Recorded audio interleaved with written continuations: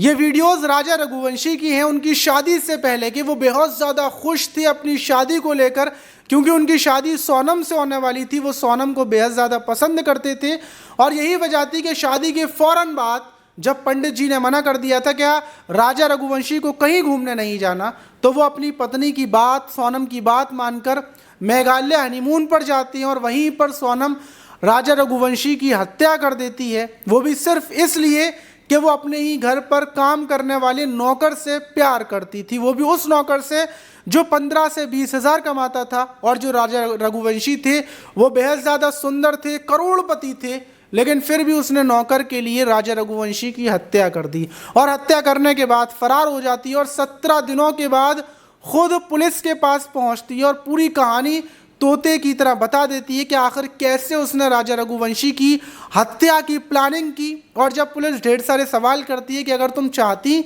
नौकर के साथ रहना या फिर राजा रघुवंशी के साथ नहीं रहना चाहती थी तो शादी नहीं करती, और अगर शादी हो गई थी तो शादी के बाद राजा रघुवंशी को छोड़ देती, लेकिन तुमने राजा रघुवंशी की हत्या क्यों की। तो ये जो सोनम पूरी कहानी बताती है वो सुनकर पूरी पुलिस मतलब महकमा चौंक जाता है और आप भी हैरान हो जाएंगे कि सोनम ने कैसे प्लानिंग से किन किन लोगों के साथ मिलकर कैसे एक एक कदम चुना और फिर राजा रघुवंशी की हत्या की। तो चलते हैं और पूरी कहानी को शुरू से जानते हैं आखिर तक। दोस्तों मेरा नाम माज है, उम्मीद है कि आप सब अच्छे होंगे, सुरक्षित होंगे। और जो आज की घटना है उसको बिल्कुल शुरू से स्टार्ट करते हैं कि राजा रघुवंशी के वक्त कब से ख़राब हुआ। तो ये जो राजा रघुवंशी थे इनका ट्रांसपोर्ट का बड़ा कारोबार था, अच्छे खासे पैसे वाले थे।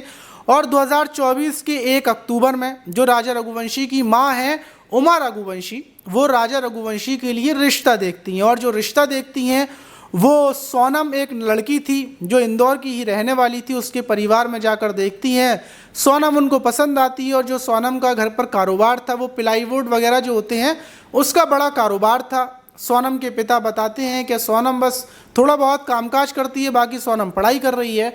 और 1 अक्टूबर के बाद से ही रिश्ता फिक्स कर दिया जाता है। रिश्ता फिक्स होता है, वक्त गुजरता जाता है और पंडित जी से डेट वगैरह निकलवाई जाती है और डेट निकलती है 11 मई 2025। 11 मई 2025 को राजा रघुवंशी की सोनम के साथ शादी मतलब हो जाती है। प्रोग्राम होता है, बड़ा अच्छा प्रोग्राम चलता है, हर किसी को दावत दी जाती है। सोनम भी बेहद ज़्यादा खुश, राजा रघुवंशी भी बेहद ज़्यादा खुश। वीडियोस बन रही थी, फ़ोटो खिंच रहे थे, इंस्टाग्राम की रील्स भी बन रही थी। किसी को भी कोई मतलब ज़रा सा भी शक नहीं था कि सोनम इस शादी से नाखुश है, बल्कि सबको यही लग रहा था कि सोनम भी खुश है और राजा रघुवंशी तो वैसे ही खुश थे क्योंकि उनको लड़की बेहद ज़्यादा पसंद थी सोनम। शादी हो जाती है, अब वक्त गुजरना चालू होता है और जैसे ही 11 मई से 15 मई लगती है तो सोनम राजा रघुवंशी से बोलना चालू करती है कि राजा मुझे हनीमून पर घूमने के लिए जाना है। और राजा अपनी माँ को बोलते हैं कि माँ मेरी जो सोनम है वो घूमना चाहती है, हनीमून पर जाना चाहती है। लेकिन जो राजा की माँ थी वो पंडित जी से बात करती हैं और पंडित जी बोलते हैं कि फ़िलहाल में मतलब ये जो पूरा महीना है, मई का महीना, इसमें घूमने जाना बिल्कुल भी सही नहीं है क्योंकि अभी शनि लगा हुआ है और मतलब इन दोनों के लिए घर से कहीं दूर जाना सेफ़ नहीं है, इसलिए इनको जाने मत दो, लेकिन आप लोग मतलब रुक जाओ। जब ये बात बोलते हैं और जो राजा रघुवंशी थे वो सोनम से बोलते हैं क्या अभी जाना सेफ़ नहीं है, पंडित जी ने मना किया है। उसी टाइम पर सोनम बोलती है कि मैंने तो 2 टिकट कर दी है मेघालय की और टिकट हो चुकी हैं, कंफर्म हो चुकी हैं, अब तो हमें जाना पड़ेगा। अब राजा ये बात अपनी माँ को बोलते हैं। माँ बोलती है कि बेटा अब तो टिकट हो गई है, टिकट कैंसिल हो नहीं सकती, ऐसे करो चले जाओ।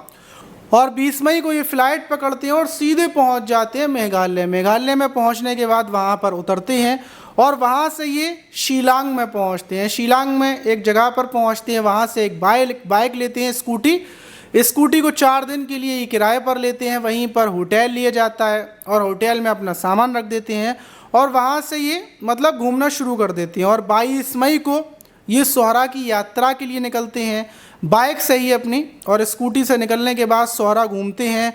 और शाम के टाइम ये जो वहाँ का मालखेत गांव है वहाँ पर एक गाइड लेते हैं। गाइड लेने के बाद ये गाइड के साथ वहाँ चारों तरफ घूमते फिरते हैं। शाम हो जाती है और वहीं पर एक रूम लेते हैं और रूम में रुक जाते हैं। और 23 मई की सुबह होती है, फिर से ये अपनी स्कूटी उठाते हैं और स्कूटी से घूमने के लिए निकलते हैं। 23 मई की शाम जो वहाँ गांव का मुखिया है वो पुलिस को फ़ोन करता है और पुलिस को ख़बर देता है कि एक स्कूटी खड़ी हुई है जिसमें चाबी लगी हुई है। पुलिस वहाँ पर पहुँचती है और देखती है कि स्कूटी में चाबी लगी हुई है, पता करती है कि भाई ये स्कूटी कौन लेकर गया था और ये स्कूटी कहाँ से ली गई है। तो पुलिस को पता चलता है कि जो राजा रघुवंशी है और सोनम नाम की लड़की, ये लोग आए थे अपना आधार कार्ड देकर और स्कूटी को 4 दिन के लिए किराए पर लिया था और वहाँ पर ये स्कूटी लावारिस मिली है। और जहाँ पर मिली थी वहाँ से नीचे मतलब बहुत गहरी खाई है, बहुत गहरा गड्ढा है। पुलिस को देखकर लगता है कि शायद स्कूटी पर सवार जो लोग थे वो नीचे उतरे होंगे और नीचे खाई में गिर गए होंगे। में तो पुलिस फौरन आनन फानन में सर्च ऑपरेशन चलाना चालू करती है और दोनों को ढूंढने का सर्च ऑपरेशन शुरू हो जाता है। दूसरी तरफ जो राजा रघुवंशी थे, मतलब उनके परिवार से 23 मई को तो बात हुई थी। 23 मई को सोनम ने मतलब जो राजा रघुवंशी की माँ थी उनसे बातचीत की थी। बातचीत में उसने बताया था कि वो व्रत रखी हुई है और वो घूमने फिरने के चक्कर में व्रत तो नहीं तोड़ सकती और हम लोग बहुत जो पहाड़ी हैं उस पर चढ़ रहे हैं, बहुत ख़तरनाक रास्ता है।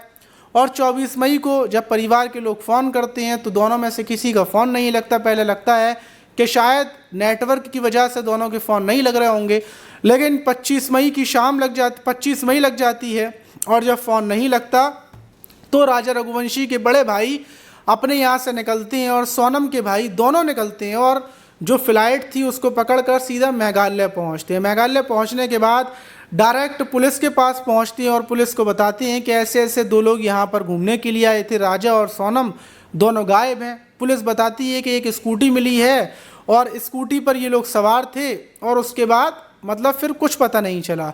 वहीं जो पुलिस थी, जब पुलिस को पता चलता है कि राजा रघुवंशी और सोनम यहाँ पर हनीमून के लिए आए थे और दोनों गायब हैं, तो पुलिस के 50 लोग मतलब सर्च ऑपरेशन चलाती हैं और उनको ढूंढना बराबर चालू कर दिया जाता है। और 29 मई तक बिल्कुल खाई में नीचे उतरकर उनको ढूंढा जा रहा था, लेकिन तेज़ बारिश होती है, इस वजह से सर्च ऑपरेशन रोक दिया जाता है। वहीं ये खबर जो मतलब हनीमून पर जाने के बाद मतलब दोनों गायब हैं, ये खबर पूरे देश में आग की तरह फैल जाती है, हर जगह पर सोशल मीडिया पर वायरल चल रही थी। वहीं जब सर्च ऑपरेशन चलता रहता है तो 2 जून को जो खाई का निचला हिस्सा था, जब वहाँ पर ये मतलब लोग पहुँचते हैं तो देखते हैं कि एक बॉडी पड़ी हुई है और बॉडी पूरे तरीके से ख़त्म हो चुकी है, बस कंकाल सा बाकी है, मतलब जानवरों ने खा लिया है। जब देखा जाता है कपड़ों से मतलब पहचान करवाई जाती है, जो परिवार के लोग आए थे तो वो पहचान करते हैं कि ये तो राजा रघुवंशी की बॉडी है। शव देखने के बाद परिवार में कोहराम मच जाता है कि जो बेटा 13 दिन पहले घूमने के लिए गया था, हनीमून पर गया था, उसकी बॉडी मिली है। अब सवाल ये कि मतलब ये जो खाई में मतलब ये दोनों गिरे थे या फिर अकेला मतलब राजा गिरा था। पता चलता है कि जो राजा रघुवंशी है उसको मतलब मारा गया है, उसकी हत्या की गई है और हो सकता है कि जो सोनम है उसका किडनैप कर यहाँ से बांग्लादेश वगैरह ले गए हों या फिर सोनम को कहीं और ले जाकर उसके साथ गलत काम किया गया हो और उसकी भी हत्या कर दी गई हो। सोनम के परिवार में अभी कोहराम मच जाता है। सब लोग दुआएं कर रहे थे कि सोनम ठीक हो, पूरे देश में ये खबर आग की तरह फैली हुई थी। वहीं 4 जून को राजा की बॉडी इंदौर में आती है और वहीं पर अंतिम संस्कार होता है। वहीं जो सोनम का परिवार था वो उसकी तस्वीर को गेट पर उल्टा टांग देता है कि सोनम मतलब ठीक ठाक वापस आ जाए और उसका इंतज़ार चल रहा था। सोनम को हर जगह पुलिस ढूंढती फिर रही थी, लेकिन अचानक से 17 दिनों के बाद 9 जून को जो उत्तर प्रदेश का गाज़ीपुर ज़िला है वहीं पर एक ढाबे पर एक लड़की ब्लैक लोवर और ब्लैक टी-शर्ट पहनकर बदहवास वहाँ पर पहुँचती है, कुर्सी पर बैठ जाती है और जो साहिल जो रेस्टोरेंट के मालिक थे वो मतलब लड़की को देखते हैं, पूछते हैं क्या हुआ, तो लड़की बोलती है कि ज़रा फ़ोन मिलेगा, मुझे किसी को कॉल करना है, मैं बहुत परेशान हूँ। और फ़ौरन वो अपने भाई को कॉल करती है सोनम और बोलती है कि भाई यहाँ पर आ जाओ, मैं यहीं पर बैठी हुई हूँ, मेरा किडनैप कर लिया गया था और राजा को मतलब बहुत मारा गया था, हमारा जेवर लूट लिया गया। फ़ौरन जो भाई था वो कैंटीन मालिक से बोलता है कि ये मेरी बहन है, इसको जाने मत देना, ये बहुत दिनों से गायब है। कैंटीन वाला समझ जाता है कि ये सोनम है, जो राजा रघुवंशी का मतलब जो चारों तरफ ढूंढा जा रहा था वही सोनम है। फ़ौरन पुलिस को सूचना दी जाती है, पुलिस गाज़ीपुर पुलिस वहाँ पहुँचती है, सोनम को हॉस्पिटल ले जाया जाता है, वहाँ पर उसका ट्रीटमेंट शुरू कर दिया जाता है। पुलिस को लग रहा था कि सोनम मतलब इसका किडनैप किया गया हो, इसको मारा गया हो, यही बात सोनम बता रही थी, वह मैं उसको मतलब हत्या करवा दूंगी और जब उसकी हत्या के बाद वापस मैं अपने घर आ जाऊंगी और फिर सब कुछ वैसा ही चलने लगेगा जैसा पहले चलता था। और इसीलिए ये राज कुशवाहा से बोलती है क्या ऐसे लोग देखो जो हत्या करने में शामिल हो जाएं। और ये जो राज कुशवाहा था, ये इन 3 जो किलर थे, इन लोगों को पैसे की बोलता है कि पैसे दिए जाएंगे और तुम्हारा आने जाने का सब कुछ मतलब टिकट वगैरह दिया जाएगा। शादी से पहले ही सोनम ने ये पूरी प्लानिंग कर ली थी, कॉन्ट्रैक्ट किलर भी रख लिए थे, सब कुछ हो गया था। और शादी के बाद ये जो मेघालय जाने की प्लानिंग थी ये पहले से डिसाइड थी, इसीलिए ये फ़ौरन टिकट कर देती है। दूसरी तरफ अपने किलरों को भी बुला लेती है, लेकिन ये अपने प्रेमी राज कुशवाहा को नहीं बुलाती, इसको वहीं पर रहने देती है, क्योंकि हो सकता है कि अगर ये भी वहाँ पर आएगा तो पुलिस का शक इसके ऊपर जाएगा। इसीलिए ये दूसरा एक फ़ोन लेती है और उसी फ़ोन से ये जो किलर थे उनसे बराबर संबंध में रहती है, बराबर बातचीत करती रहती है। और एक और बात जो किलरों ने बताई वो ये बताई कि जब हमने मतलब हत्या करने से पहले राजा रघुवंशी से बातचीत की थी तो उसकी आदत बड़ी अच्छी लगी और हमने फैसला किया था कि हम इस कदम को नहीं उठाएंगे, हम राजा रघुवंशी की हत्या नहीं करेंगे, क्योंकि उसका व्यवहार बड़ा अच्छा है, वो बात बड़े अच्छे से करता है और उसकी आदत बड़ी ग्रेट है। क्योंकि हमने हत्या करने से पहले उससे बातचीत की थी, एक वीडियो CCTV कैमरा में वो तीनों बाकायदा बातचीत करते हुए आए भी हैं राजा रघुवंशी से, और वो लोग यही बताते हैं कि बात की थी, लेकिन ये जो सोनम थी ये ज़िद कर रही थी कि हत्या किए बिना तुम नहीं जाओगे और मैं तुम्हारे साथ हत्या में शामिल होंगी। और सोनम 23 मई की शाम जिद कर राजा को उस जो खाई थी उसके नीचे लेकर पहुंची थी। राजा जाने को तैयार नहीं था, लेकिन जिद कर क्या थोड़ी देखना है, थोड़ा फोटो खिंचवाना है, ऐसे जिद कर ये नीचे लेकर पहुंची।